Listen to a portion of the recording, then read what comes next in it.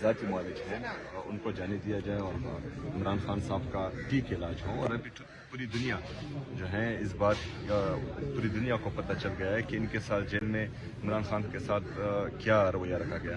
ان کی نظر تقریباً 15% رہ چکی ہے.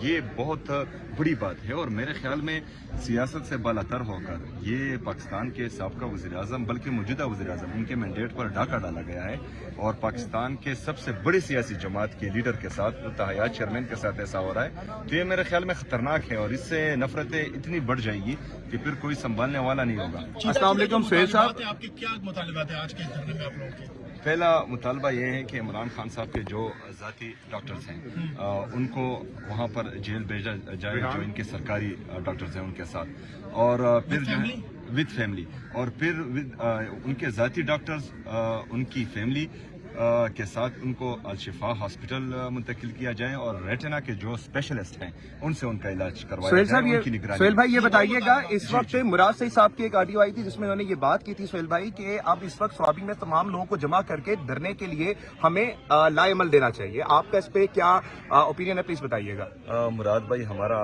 بڑا ہے اور اس کی بات کو جو ہے ہوا میں نہیں پھینکا جائے.